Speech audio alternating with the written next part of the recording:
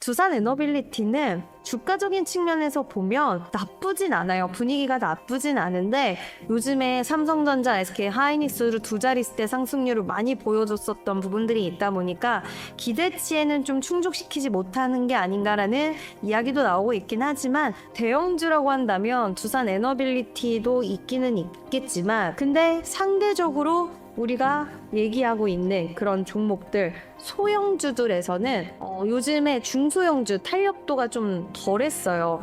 근데 이 종목들 여러분들 중소형주 하면 네, 안녕하세요. 신사임당 구독자 여러분들, 찐임당 시작하겠습니다. 지난번에도 말씀을 드렸지만 찐임당의 뜻은 이지은 찐입니다. 네, 여러분들 모두 기억해 주시고요. 찐임당 보러 많이 와주세요. 네, 그럼 오늘도 찐임당 출발합니다. 네, 일단 처음으로는 원전 관련돼서 이야기를 좀 해보려고 합니다. 최근 원전주가 태양광에 밀려 주춤한 모습인데 현재 상황을 어떻게 진단하시나요? 피디님이 원전 관련된 이야기들 좀 나눠주시면 좋을 것 같다라고 이야기를 해서 한번 원전주부터 해서 오늘의 시황까지 싹 정리해 드리도록 할게요. 최근 원전주가 태양광에 밀려 주춤한 모습인데 현재 상황 어떻게 진단하시나요? 라고 물어보셨는데 원전주가 다시 올라오고 있습니다. 물론 태양광 관련된 종목군들도 시세 흐름이 최근에 약간 쉬어가긴 하지만 나쁘지는 않은 것 같아요. 그래서 결국에는 이 상황에 대해서 어떻게 정리할 수 있냐?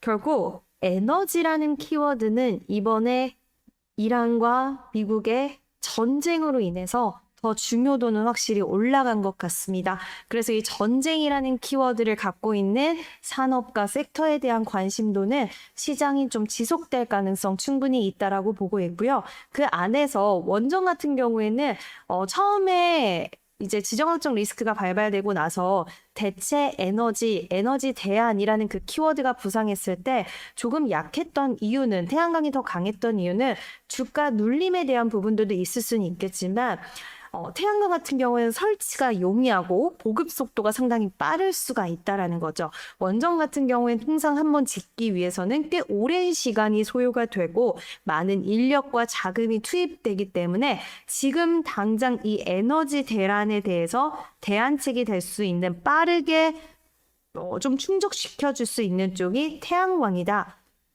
그리고 SOFC다. 이런 이야기들이 나오면서 관련된 종목군들이 주가 탄력이 좀 더 좋았습니다. 다만 요즘 태양광 관련된 종목군들뿐만 아니라 원전주들도 다시 올라오고 있어요. 그래서 태양광주에 밀렸다라는 표현보다는 당장 지정학적 리스크 이슈가 나오면서 더 빠르게 뭔가를 에너지 대란에서 좀 채워줄 수 있는 관련주인 태양광이 좀 더 빨랐다, 강했다. 하지만 원전에 관련된 모멘텀은 여전하다라고 정리해 드릴 수 있을 것 같습니다. 두산에너빌리티는 역대급 수주 잔고를 쌓고 있는데 왜 주가는 힘을 못 쓰는 걸까요? 자, 그럼 두 번째입니다. 두산 에너빌리티는 왜 역대급 수주 잔고를 쌓고 있는데 주가는 힘을 못 쓰는 걸까요? 주가가 결국에는 신고가를 경신해 주긴 했습니다. 하지만 원전 관련돼서 건설이라든지 다른 종목들과 비교를 했을 때는 사실 두산 에너빌리티의 움직임이 탐탁치 않다라고 느끼시는 분들도 계시기는 할 것 같아요. 물론 최고가 썼지만.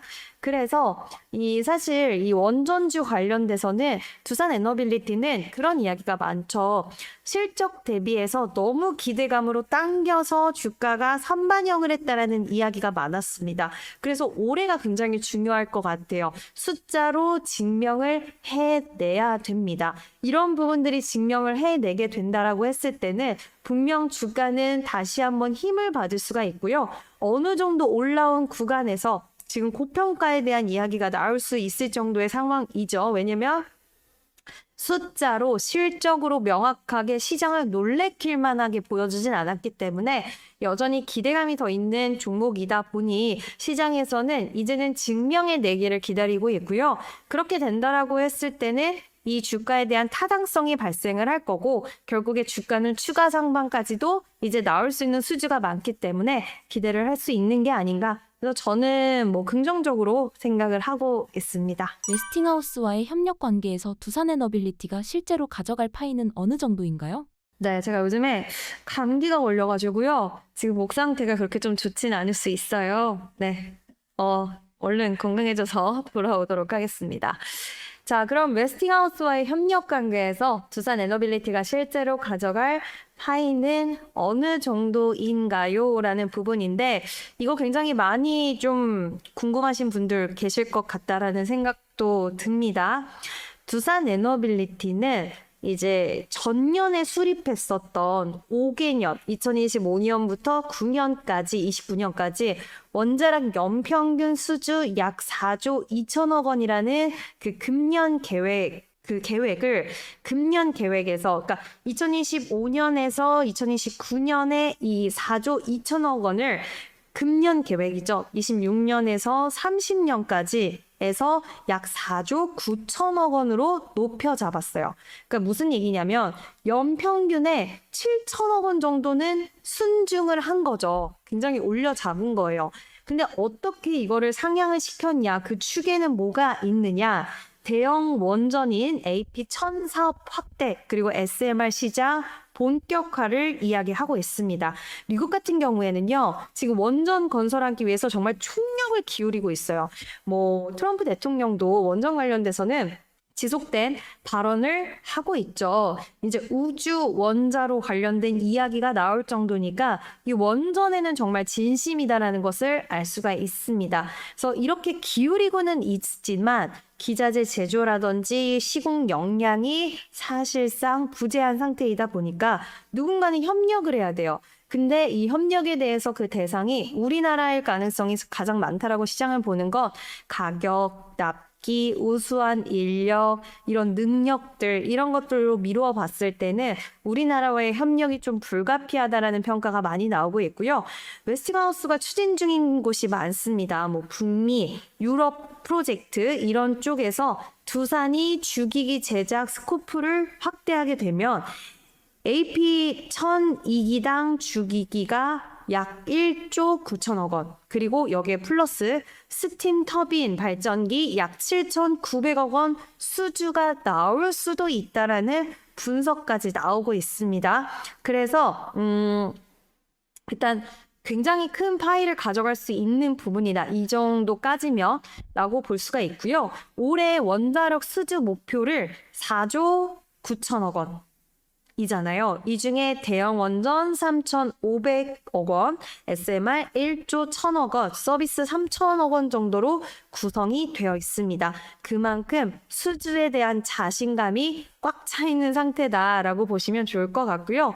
두산 에너빌리티는 주가적인 측면에서 보면 지금 오늘도 제가 주가를 좀 보니까 나쁘진 않아요. 분위기가 나쁘진 않은데 다른 종목들 대비해서 이 탄력도가 상대적으로는 요즘에 삼성전자, SK 하이닉스로 두 자릿대 상승률을 많이 보여줬었던 부분들이 있다 보니까 기대치에는 좀 충족시키지 못하는 게 아닌가라는 이야기도 나오고 있긴 하지만 그래도 순조롭게 여러 지정학적 리스크라던가 여러 이슈가 있음에도 불구하고 잘 추세를 이어가고 있다라고 판단하고 있습니다. 그래서 보유하고 계신 분들은 지금 구간에서는 굳이 팔 필요는 없지 않을까라는 의견 드려봅니다. 대형주 외에 주가 탄력이 더 크게 나올 수 있는 숨은 알짜 종목이 있을까요?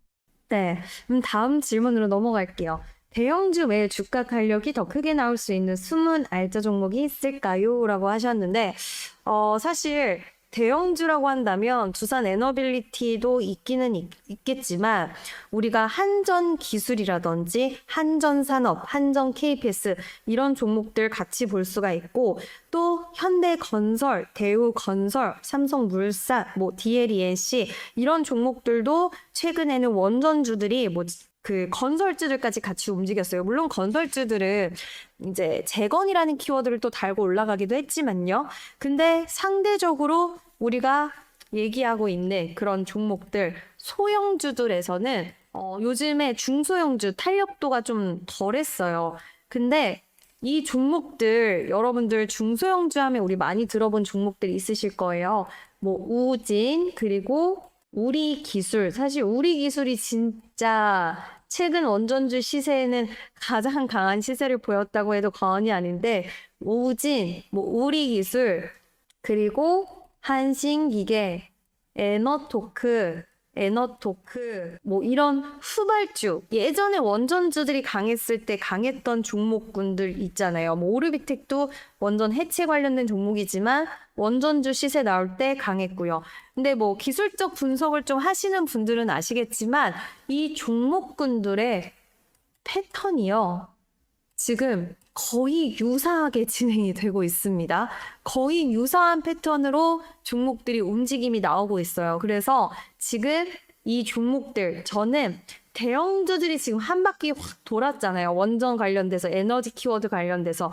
근데 지금 지정학적 리스크가 있기 때문에 사실 이 원전 관련돼서 뭔가 수주 모멘텀이나 이런 부분들이 지금 바로 나오기에는 좀 어려울 수 있어요. 원래 우리가 작년에도 이런 입찰 관련돼서 신규 이야기를 좀 기다리긴 했는데 그게 생각보다 시간이 좀 딜레이된 경향들이 있고 그게 당장 나와주지는 않았지만 그래도 이런 부분들이 아직까지는 모멘텀적인 부분들이 살아있다라고 보고 있고 관련된 시장의 기대감도 여전히 있다라고 봅니다. 그래서 이런 패턴으로 봤을 때 우진, 우리기술, 한신기계, 에너토크, 오르비텍 이런 종목군들이 비슷한 패턴을 그리고 있어요. 그러니까 지정학적 리스크가 있었음에도 불구하고 그럼 원전주들 옛날에 지정학적 리스크 나오고 한때 기대감은 있었지만 뭔가 그 기대감이 좀 적었을 때 그때는 쭉 밀려 내려왔어야 되는데 지금 같은 경우에는 어떤 패턴을 그리고 있냐면 올라가고 나서 조정 나오고 이렇게 횡보하는 좀 이런 패턴을 갖고 있는 종목들이 좀 있어요. 살짝 이렇게 고개를 들고 우리 기술 대장주니까 우리 기술을 필두로 해서 우리 기술이 이런 패턴을 잘 가지고 있다라고 한다면 여전히 좀 유효하게 우리가 볼 수 있는 쪽이 아닌가. 그래서 이런 대장주의 중소형주는 여전히 알짜 종목들로 봐야 된다. 뭐 사업성의 내용은 조금씩은 다를 수 있어요.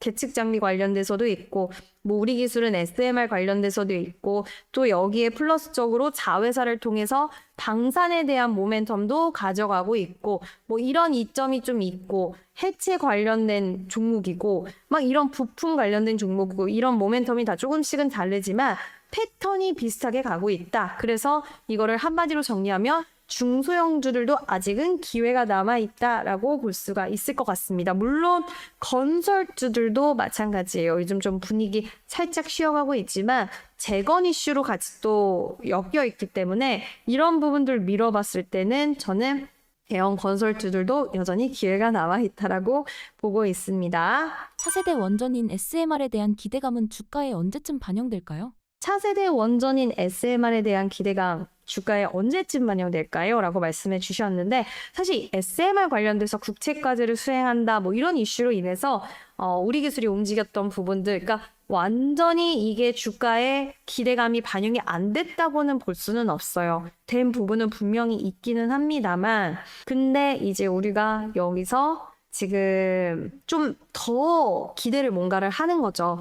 그렇다고 한다면 이 기대감이 있는 분들은 그리고 저도 그렇고 계속해서 이 돌아가는 분위기와 방향성을 추적을 해봐야 돼요. 어느 쪽으로 가고 있는지. 그래서 한번 보면 두산 에너빌리티를 기점으로 이야기를 좀 드리면 주주 간담회를 했었는데 여기서 뉴스케일, 엑스에너지, 테라파워 등 주요 SMR 프로젝트가 동시다발적으로 구체화되고 있다라고 이야기를 했어요. 그래서 여기에 두산 에너빌리티가 SMR 파운드리 전력을 본격적으로 추진 중이다라고 이야기를 했는데 차원 본사에 약 8천억 원 좀 넘는 금액을 투입을 해가지고 세계 최초의 SMR 전용 공장을 건설을 합니다. SMR계 TSMC다 뭐 이런 이야기가 나올 정도고 2028년에 완공하면 연간 20개의 생산 능력을 확보할 계획이고요. 현재 연 12기 수준인 XMR 생산 역량 자체가 1.7배로 확대가 된다라는 부분입니다. 그래서 뭐 수주 반영이 사실 중요하긴 하지만 사업 개발 수준 높은 그 초도 사업 위주로 반영을 하고 후속 사업 그리고 잠재적 추가 노용은 보수적으로 적용을 했다라고 이야기를 했어요. 그만큼 향후에 SMR 후속 물량이 가시화될수록 업사이드가 열려 있다라는 의미인데, 이 얘기는 SMR 시장 자체가 지금 업사이드가 많이 열려 있다라고도 볼 수 있는 거고, 관련주들이 이 SMR 관련돼서 기대감을 유효하게 가져갈 수 있다라는 것을 우리가 두산 에너빌리티를 통해서 좀 알 수가 있다라는 걸로 해석할 수 있지 않을까라고 보고 있고요.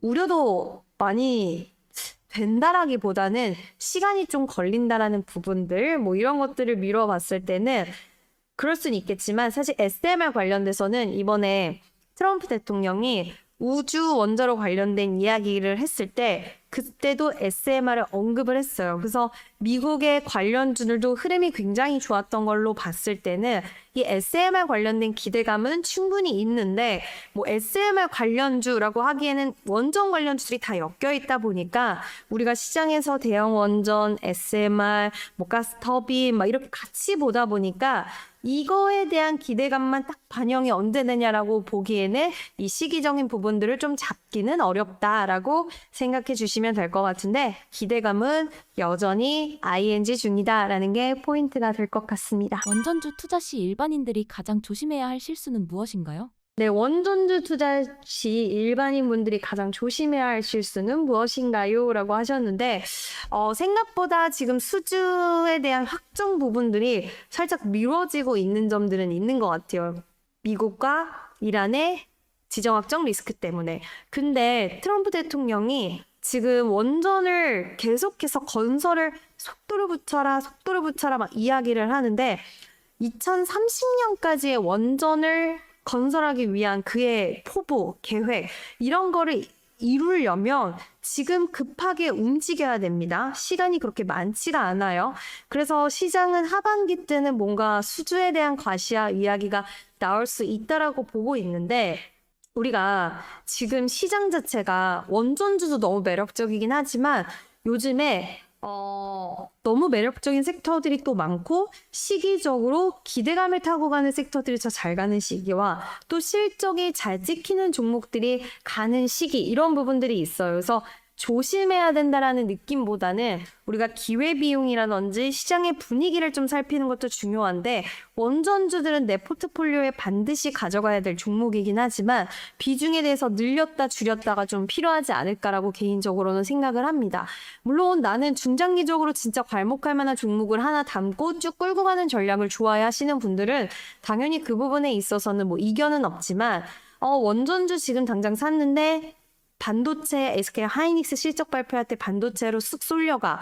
그럼 나 너무 기다리는 게 힘든데? 라고 생각하시는 투자 성향을 갖고 계신다면, 그런 분들은 원전주는 보지 말자가 아니라 사더라도 분할 매수 관점으로 없으신 분들은 분할 매수 관점으로 모아가는 전략이 유효할 수 있다. 그리고 추격 매수보다는 눌림 시에 좀 매수가 유효할 수 있다. 왜냐하면 어느 정도 올라온 부분도 있기 때문에요. 그렇지만 눌림을 고점 대비해서 50% 빠졌을 때 사야지, 이렇게 생각하시면 그건 또 안 될 것 같아요. 어느 정도 종목들 군단을 형성하고 있으니까 이 종목들을 같이 보면서 비슷한 패턴으로 기간 조정과 가격 조정을 맞췄나, 이런 것들 좀 체크하고 사실 필요 있고요. 완벽한 조정을 꿈꾸다가는 생각보다 기회를 안 주고 가버릴 수도 있어요.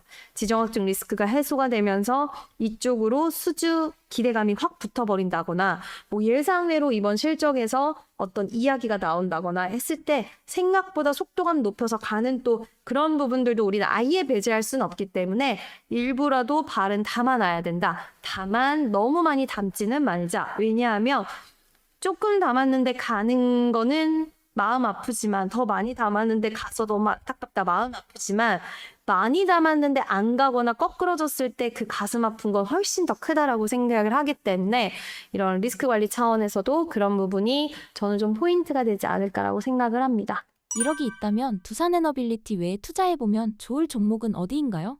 자, 1억이 있다면 두산에너빌리티 외에 투자해보면 좋은 종목은 어디 있을까요? 이거 질문지 피디님이 보신 겁니다, 여러분들. 제가 뽑은 거 아니에요. 오늘 언급드린 종목들 안에서 있기는 합니다. 거의 대부분의 종목들. 근데 결국에는 팀코리아, 뭐 현대건설도 너무 많이 올라오긴 했지만 추격 매수하자 여기에 1억을 다 담자는 솔직히 좀 위험하기는 해요.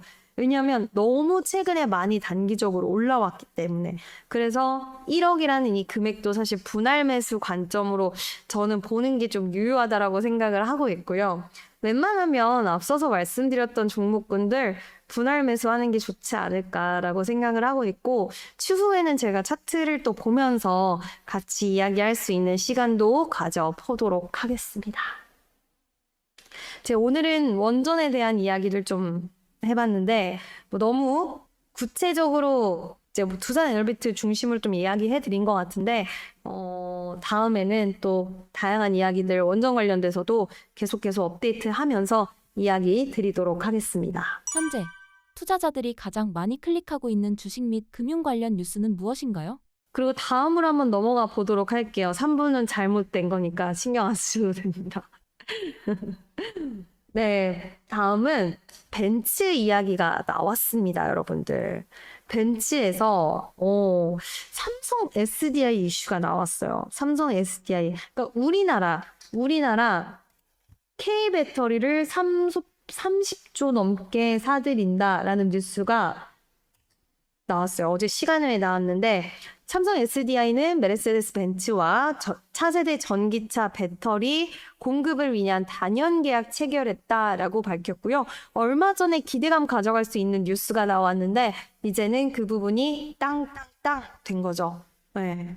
그래서 메르세데스 벤츠의 차세대 전기차에 탑재될 고성능 각형 배터리 공급하게 되고요. 구체적인 계약 내용은 공개되지는 않았어요. 그렇지만 공급 시점은 통상 배터리 개발 그리고 생산 라인 구축 등에 소요되는 2, 3년 후로 예상이 된다라고 시장에서는 바라보고 있습니다.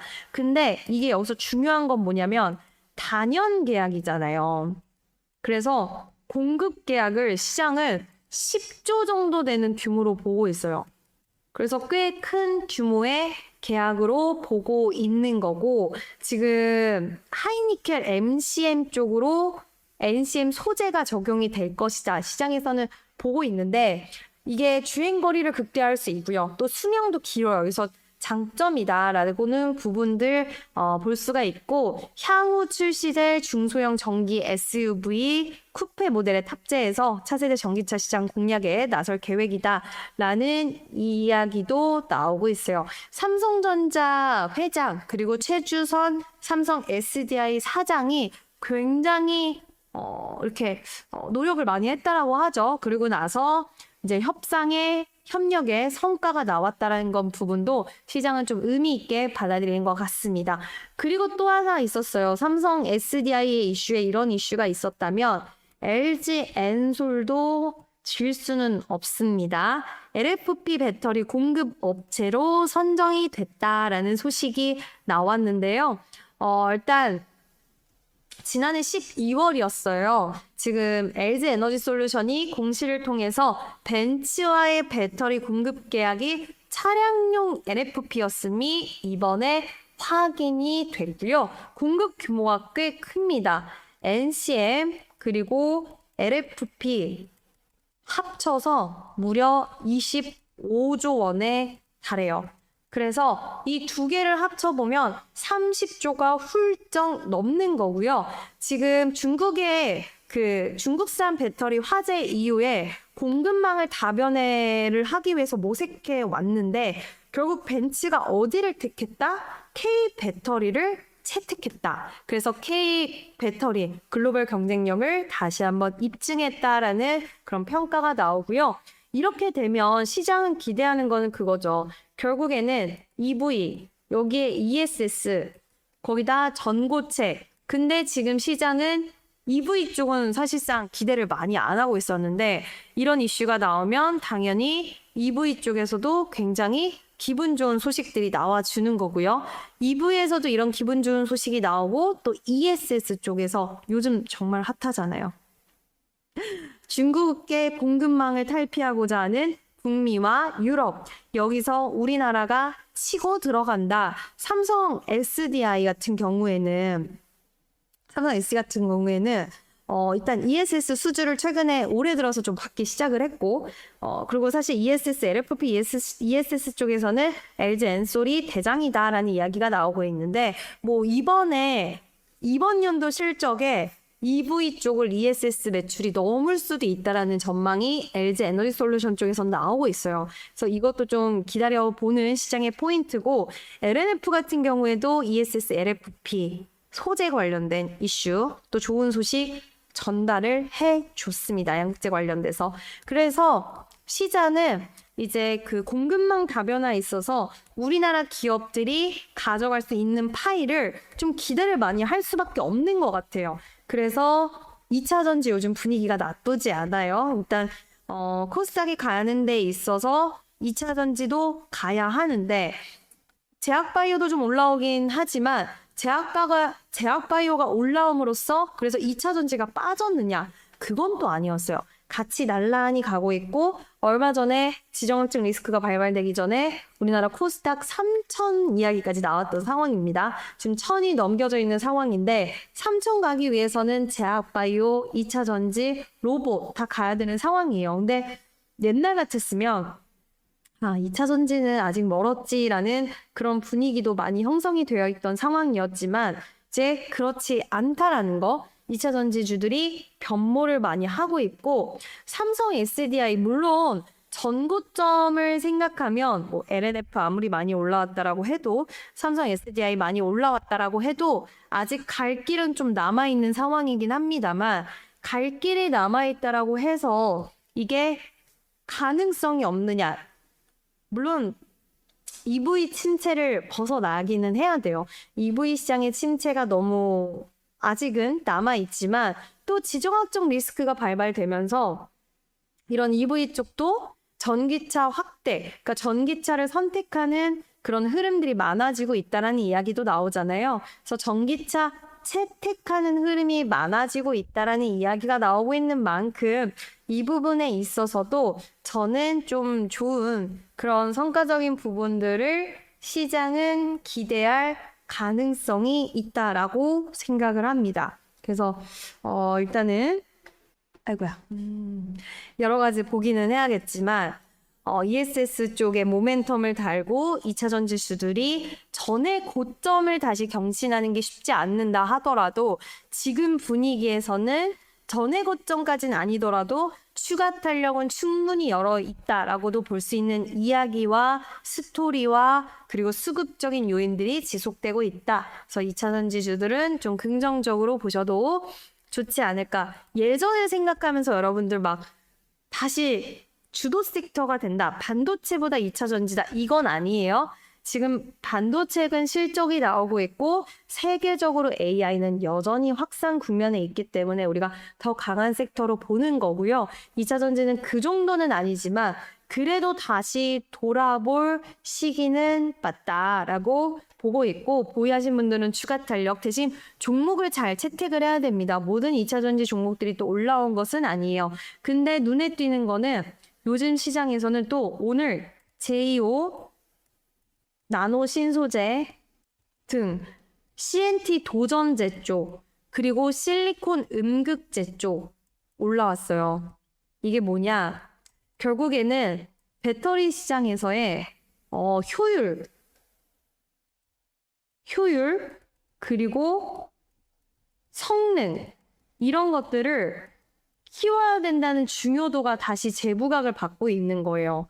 그러니까 EV 시장이 이제 이번에 또 지정학적 리스크 발발된 이후에 전기차 시장의 채택 흐름도 더 올라갈 것 같고 기술이 여기서 중단되진 않았어요. 왜냐하면 더 발전해 나가야 되는 시장이고 저 채택이 될 수밖에 없는 시장이고 근데 우리가 예상했던 것보다 시간이 좀 딜레이 된 것이고 다만 기술은 계속 발전을 해야 되는 것이고 그래서 실리콘 음극재가 시장의 대안책으로 계속적으로 배터리의 효율과 성능을 높일 수 있기 때문에 이야기 나오고 있고 CNT 도전제 관련된 종목군들도 오늘 시세 흐름이 강했다. 그래서 결국 AI도 그렇고 2차 전지도 그렇고 로봇도 그렇고 성장을 해야 되는 쪽은 기술에 대한 집약적인 발전이 지속되고 있고 그 안에서 수혜를 볼 수 있는 기업들을 잘 선점을 해야 된다는 것도 중요한 포인트가 될 수 있을 것 같습니다. 네, 그리고 대표적인 섹터예요. 제가 목 상태가 좀 안 좋아도 여러분들 이해 부탁드릴게요. 23일에 SK 하이닉스 실적 발표를 앞두고 있습니다. 네, 역대급 기대감이 많이 모아지는 상황인데 삼성전자가 57조라는 숫자로 증명을 해줬어요. 정말 엄청난 숫자를 시연해냈는데 지금 시장에서는 SK 하이닉스는 처음에 40조 이야기 있다 40조 대에서 뭐 60조까지도 이야기 나온다는 게 있는데 물론 여기는 좀 불가능하지 않을까 보지만 그래도 시장은 50조를 좀 바라보고 있는 시선도 어느 정도 있는 것 같습니다. 근데 너무 또 기대를 한다기보다는 일단 삼성전자가 워낙 좋은 성적표를 보여줬기 때문에 SK 하이닉스도 한번 지켜는 봐야 될 것 같아요. 근데 숫자가 잘 나온다면 당일에는 뭐 세론이 나올 수는 있어요. 세론이 나올 수는 있지만 그래도 세론이 나온다고 하더라도 분명히 시장은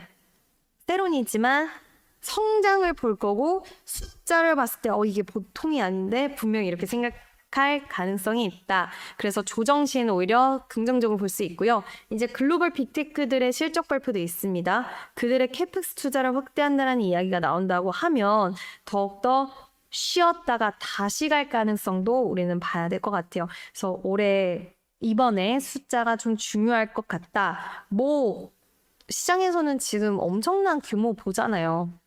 시장에서는 뭐 거의 얼마 바라보고 있죠? 시장에서는 200만 원 목표 주가까지 나오지 않았나요? 180, 190, 200. 정말 대단한 숫자인데 우리나라 기업이지만 뭐 못할 건 없다라고 생각합니다. 우리가 이미지적으로 설마 거기까지 가겠어? 이런 거는 있을 수 있어요. 하지만 설마가 사람 잡는다. 좀 그렇게 생각하고 있고 이번 시장도 그렇기는 하지만 우리가 어떤 일이 있을 때도 너무 유연하게 생각하지 않아서 놓치는 것들도 많다라고 봐요. 근데 비슷하지 않을까. 그래서 좀 유연하게 생각할 필요는 분명히 있다라고 보고 있고 좀 유연했을 때 그 결과치가 더 좋았던 것 같다라고 생각을 합니다. 그래서 저는 일단은 우리가 좀 봐야 되지 않을까 그렇게 생각하고 있어요.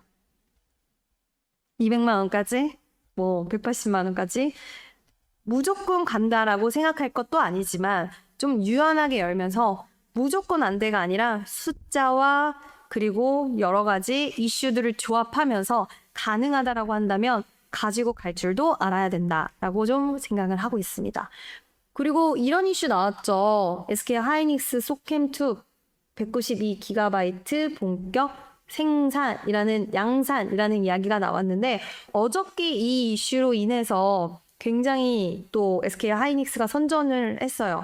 물론 삼성전자가 그래서 이게 삼성전자 이야기는 아닌가 봐라고 생각하실 건 없어요. 맞는데 삼성전자가 지금 이런 건 아무래도 노조 이슈 이야기가 좀 영향력을 주는 것 같아요. 그래서 상대적으로 노조 이슈가 있는 삼성전자의 주가가 요즘 탄력도가 좀 떨어졌다. 근데 어쨌든 두 기업 다 해당되는 이야기입니다. 그래서 올해 하반기 출시된 베라 루빈에 탑재가 된대요. 그러니까 이 소케미 이야기가 나온 지 꽤 됐는데 이제는 더욱더 구체화되고 이제 현실화되고 이런 부분인 거죠. 그래서 일단 올해 하반기 출시할 AI 가속기 베라 루빈에 탑재가 된다라는 게 키 포인트다라는 부분이고요. 소캠2가 그럼 뭐냐라고 궁금해 하시는 분들 계실 수 있는데 기존에 이런 뭐 스마트폰이라든지 이런 모바일 기기에 사용되던 저전력 메모리를 서버 환경에 맞게 재구성한 모듈입니다. 그러니까 차세대 AI 서버의 주력으로 활용되는 제품이고요. 한동안 시장에서는 제2의 HBM이라고 불리기도 했어요. 왜냐하면 기존 서버용 메모리 모듈보다 작은 폼팩터를 구현을 하면서도 가장 시장에서 중요하게 보는 전력 효율을 높여주기 때문에 AI 서버에 최적화됐다라는 이야기가 나오고 있습니다. 네, 그래서 이번에 이 SK 하이닉스가 소캠2 192GB 본격 양산한다라고 했는데 베라루민 플랫폼에 맞춰서 설계가 됐다라는 부분이고요. CPU의 CPU인 베라 루빈에서 베라에는 소캠2가 탑재가 된다라는 부분입니다.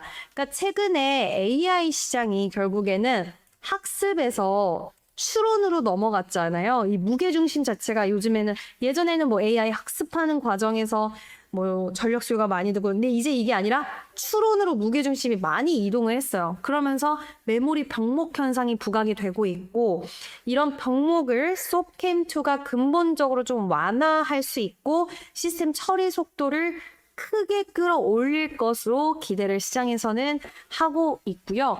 이제 AI가 고도화가 되다 보니까 우리가 D램은 사실 원래 안 봤었다가 한동안에 HBM만 집중하다가 메모리 수요가 워낙 급증하다 보니까 HBM, DDR5 뭐 다 와야 된다라고 했는데 전력, 성능, 폼팩터 요구 동시에 충족하기 좀 어려웠어요.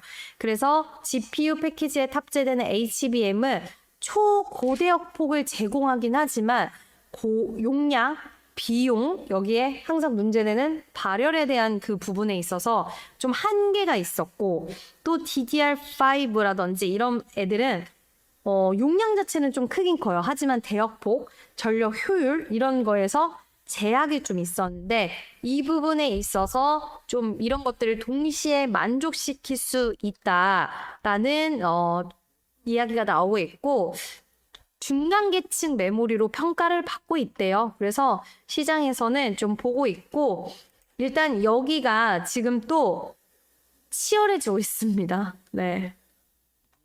치열해지고 있어요. 그래서 아주 치열하게 진행이 되고 있는데 일단 삼성전자가 엔비디아향 소캠2 양산에 먼저 돌입하면서 시장 선점에 나서긴 했어요. 근데 시장에서는 그럼 뭐다? HBM도 삼성전자가 좀 우위에 뽀도 있다고 했는데 이 소캠 관련돼서도 소캠2도 삼전이 좀 우위에 있구나 이런 부분들 제가 글씨를 너무 못 씁니다. 죄송합니다. 네, 이야기가 나오고 있는 그런 평가가 나오고 있는데 절반 정도를 삼성전자가 공급할 수 있다라는 이야기도 나오고 있어요. 근데 둘이 공정이 좀 다릅니다. 1비 D램 공정 기반을 삼성전자는 앞세웠고요. SK 하이닉스는 일시 D램 공정을 적용을 했어요. 그래서 물량을 더욱더 확보하려는 움직임이 나온다라는 이야기가 있는데 일단 결국에는 뭐 누가 더 가져갈 것이냐, 파일을 가져갈 것이냐 이것도 중요하긴 하지만 앞으로 엔비디아뿐만이 아니라 다른 기업들도 지금 에이직 반도체 효율 끌어올려야 되는 부분이잖아요. 그래서 다른 빅테크들도 이 소캠2 확대, 탑재를 확대할 수 있어요. 그러면은 우리나라 기업들 입장에서는 HBM 대비해서 가격도 그렇고 공정 부담이 낮기 때문에 AI 확산 과정에서 시장 전체 규모를 빠르게 키울 수 있는 제품인 거죠. 그래서 이거를 갖게 되는 것은 굉장히 좀 긍정적이다. 우리나라 투톱 기업에. 그리고 관련주들도 있습니다. 최근에 뭐 기판주들 사실 많이 올라왔는데 관련해서 대덕전자라든지 뭐 TLB라든지 신택이라든지 이런 기업들이 있고 TFT는 상대적으로 좀 덜 올라오기도 했지만 소캠 관련돼서 뭐 SK 하이닉스와 삼성전자가 대장이긴 하지만 관련된 소부자 기업들, 특히 기판주들 흐름도 같이 갈 수 있으니까 지속적인 체크가 필요해 보입니다. 네, 그럼 다음으로 넘어갈게요. 일단 신종 코로나 매미에 대한 이야기가 나오고 있습니다. 33개국 확산됐대요. 물론 정부에서는 너무 과하게 우려할 필요는 없다라고 이야기를 하고는 있지만 그래도 관련된 종목군들 시세가 나오고 있습니다. 근데 저는 테마성으로 보시는 게 맞지 않을까라고 좀 생각을 하고 있고요. 관련된 종목들 앞으로도 뭐 탄력이 나왔다 죽었다 할 수 있는 그런 변동성은 있을 수는 있겠지만 과연 이제 또 실적 시즌이고 이 이슈가 언제 어떻게 사그라들지 모른다는 것을 미뤄봤을 때는 반드시 투자해야 되는 쪽은 아니라고 생각합니다. 트레이딩 관점으로 내가 그때그때 수급을 잘 활용해서 나는 매매를 합니다. 라는 분들에게는 어떤 선택지는 될 수는 있겠지만 무리해서 선택할 필요는 없지 않을까라는 의견 드리도록 하겠습니다. 네, 이거는 사실 어떻게 될지는 모르는 부분이기는 해요. 또 간밤에는 뭐 2차 회담 관련돼서 협상회담, 봉쇄, 해제, 뭐 단어들이 너무 많이 들려왔어요, 또. 그래서 뭐 어느 쪽으로 갈지는 몰라요. 그리고 지금 이란도 굉장히 갈팡질팡하고 있다라는 이야기가 나오고 있습니다. 왜냐하면 이란의 권력 다툼이 지금 심각하대요. 그래서 미국도 누구랑 손을 잡고 이야기를 해야 될지 잘 모르겠대요. 어떤 한 전문가가 현재 이란의 상태를 1979년 이란 이슬람 혁명 당시 첫 수개월간의 혼돈과 닮은 권력의 정글에 비유를 했다라고 합니다. 지금 현재로서는 이란 당국자들이 미국과 평화회담을 재개할 분위기가 아니다라고 이란 관영 언론이 보도를 했고요. 이런 분위기가 바뀐다고 하더라도 미국 측에서 파키스탄 이슬라마바드에서 누구와 협상해야 하는 건지 의문이 제기될 것이라고 매체가 집었대요. 그래서 1차 협상에도 사실 이 같은 이란 내부 긴장감은 고스란히 좀 드러났기는 했습니다. 왜냐면 대미 협상에 나서는 이란 대표단은 그동안 통제, 사전 준비가 철저한 소규모로 구성되곤 하지만 지난 11일에서 12일 동안 협상이 있었잖아요. 그때 결정권자급만 30명. 그러니까 굉장히 많은 숫자가 나왔는데 그 안에서 권력 다툼이 심하게 일어나고 있다라는 거겠죠.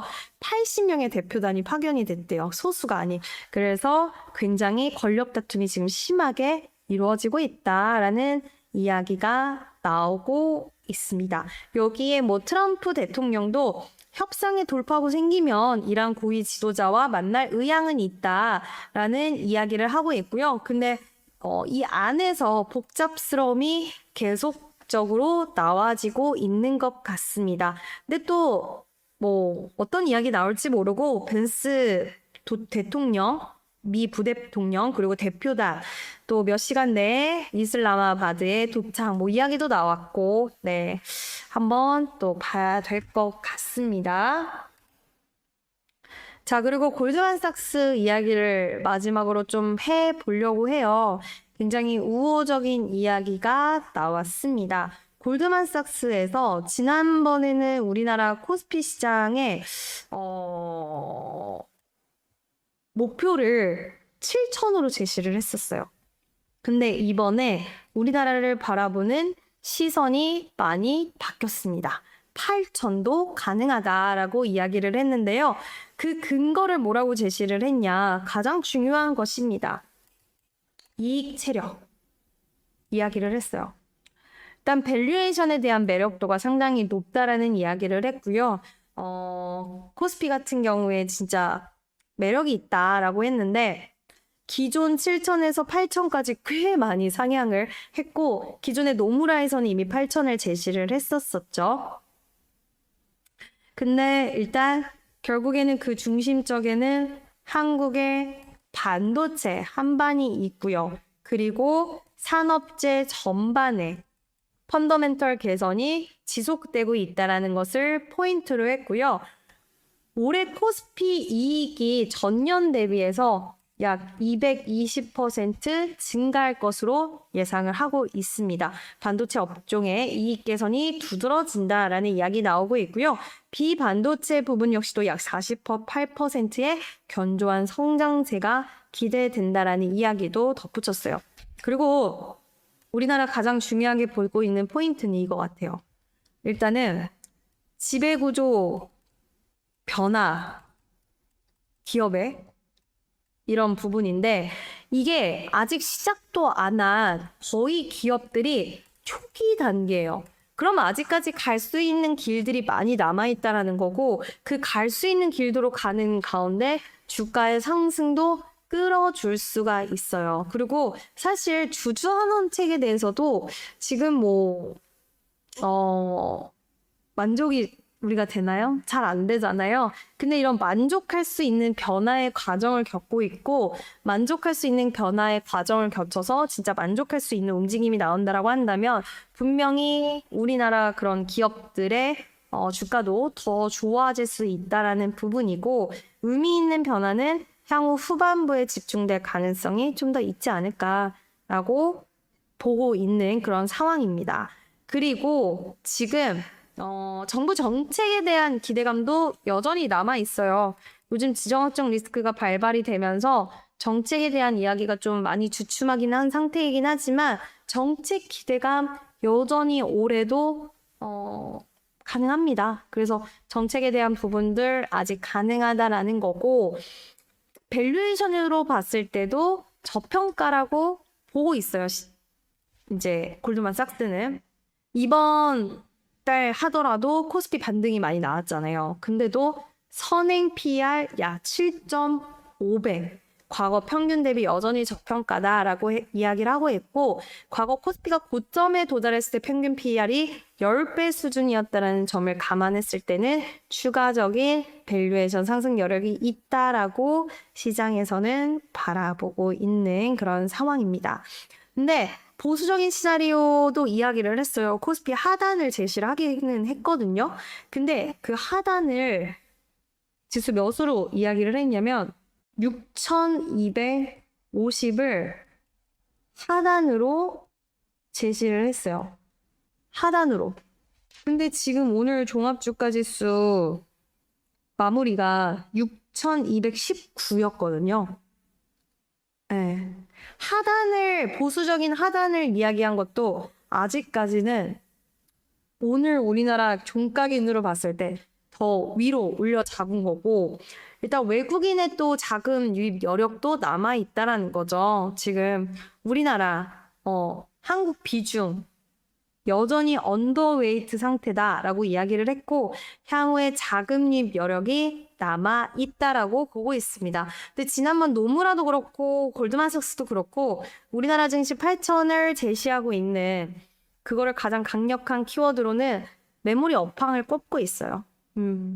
그러니까 이거를 봤을 때 반도체 아직 갈 길이 더 남아 있다라는 부분으로도 우리는 해석을 할 수가 있는 거고, SK 하이닉스, 삼성전자 여기에 플러스적인 요인으로 소부장 기업들도 볼 수가 있는 거고요. AI 키워드에서 파생될 수 있는 쪽, 전력이라든지 전기에 대한 수요는 계속 올라가고 있잖아요. 그게 이번에 지정학적 리스크가 발발되면서 더 커지기도 했고요. 그래서 전력에 대한 키워드, 그리고 전쟁 이후에 수혜를 볼 수 있는 쪽, 에너지 쪽, 이런 쪽들을 이제는 우리나라 시장에서의 굉장히 실적에 대한 모멘텀을 더 키워줄 수 있는 기대감을 작용시켜주고 있고, 아까 제가 이 앞단에서 이야기했던 방산 이야기를 많이 못 드리긴 했는데, 방산도 역시나 그런 기대감을 살아갈 수가 있는 거죠. 지금 지정학적 리스크가 지속되면서 무기고를 채워야 되는 상황들이 발생을 하고 있고요. 그리고 다른 것보다 중요한 건 트럼프가 각자 도생을 계속적으로 외치고 있습니다. 그러면 국방비 증액은 나올 수밖에 없고, 여기에 이번에 천궁2가 굉장히 활약을 해줬기 때문에 관련돼서 우리나라 무기에 대한 수요는 더 올라갈 수밖에 없고, 지정학적 리스크가 지금 협상 이야기 막 최고조 달아가고 있기 때문에 어떤 수주 모멘텀이 당장 나오지 하더라도 잠재적 고객이 중동, 유럽, 아시아, 전 세계적으로 많이 열렸을 거예요. 이번을 계기로 해서. 그래서 이런 실적에 대한 키워드를 방산 쪽에서도 가져갈 수가 있는 거고, 조선에서도 군함이라든지 이런 모멘텀도 충분히 가져갈 수 있다. 그래서 방산 관련돼서라도 그렇고 군사 충돌 우려가 지속되지만 나중에 이게 진정됐을 때 우리나라 쪽에서 수주를 많이 발생시킬 수 있는 기대감으로는 또 방산까지도 연계로서 생각해 볼 수 있고요. 뭐 요즘 현대로템 주가도 많이 정리가 좀 됐더라고요. 그래서 살짝 쉬어가는 구간에서 오히려 좋은 타이밍. 우리는 왜 올라갈 때만 좋아 보이긴 하지만 크게 봤을 때 앞으로 수주 그리고 글로벌 시장에서 한 자리를 할 수 있는 우리나라 기업들이 있다라고 한다면 쉬어가는 구간을 줬을 때 굉장히 좋은 기회로 삼아봐도 좋지 않을까라는 의견 드려봅니다. 네, 오늘 뭐 원전부터 해서 시황까지 쭉 이야기를 드렸는데 아직까지는 초반이라서 좀 잡아가야 될 부분들이 많습니다. 여러분들 뭐 댓글을 통해서도 저에게 원하는 방향성, 원하는 것들 좀 말씀해 주시면 방송을 만들어 나가는 데 있어서 참고할 수 있는 부분들은 참고도 할 테니까요. 많은 관심과 사랑과 응원 부탁드리도록 하겠습니다. 제가 목 상태가 오늘 또 최대한 티를 안 내보려고 했는데 목이 좀 아파요. 감기가 걸렸는데 여러분들도 감기 조심하시고요. 또 날씨가 급변합니다. 추웠다가 막 따뜻했다가 막 급변해요. 이럴 때일수록 감기 조심하셔야 되고 옷도 든든히 챙겨 입으시길 바라겠습니다. 오늘도 함께 해주셔서 감사드리고요. 여러분들 성사하시길 바랄게요. 감사합니다. 찐인당입니다.